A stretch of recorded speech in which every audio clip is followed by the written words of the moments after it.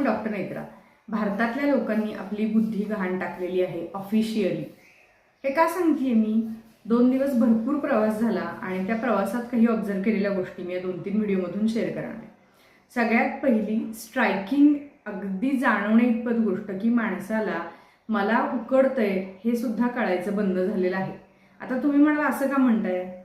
तर मी ज्या ट्रॅव्हल्समधनं ट्रॅव्हल करत होते त्या ट्रॅव्हल्समधल्या 90% लोकांनी प्लास्टिकचे कपडे, नखशिकांत प्लास्टिकचे कपडे, म्हणजे टी शर्ट प्लास्टिकचा, पॅन्ट प्लास्टिकची आणि चप्पल प्लास्टिकचं, असे नखशिखांत ते प्लास्टिकमध्ये ड्रेसअप झालेले होते, स्त्रिया आणि पुरुष दोन्हीही.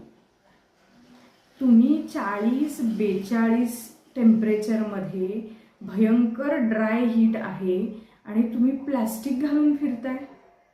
तुम्हाला कळत सुद्धा नाही की माझं शरीर मला काय सांगतंय, मला उकडतंय किंवा मला त्रास होतोय किंवा माझ्या त्वचेवर रॅशेस येत आहेत, हे सुद्धा आपल्याला आता कळेना झालेलं आहे.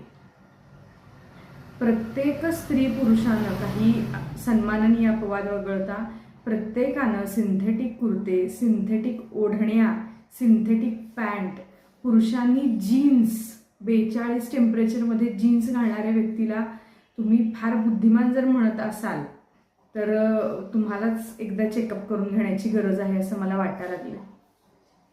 जीन्स सारखं जाडं भरडं कापड ज्याच्यामध्ये breathing is as good as impossible, शरीराला घट्ट बसणारं आणि आपल्याला कोणत्याही पद्धतीनं आपल्या क्लायमेटला धरून नसणारं सगळ्या प्रकारचं कापड, सगळ्या प्रकारचे चप्पल आपण वापरत आहोत. का?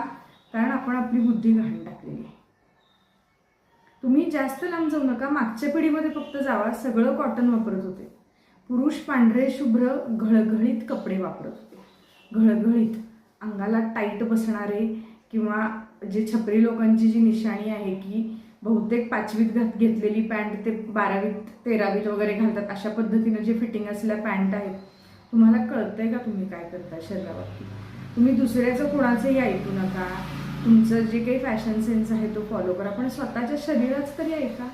आणि तुम्हाला घाम नाही येऊ शकत, घाम आला तर त्या कापडात ॲब्सॉर्ब नाही होऊ शकत, त्या कापडातून हवा खेळती नाही राहू शकत.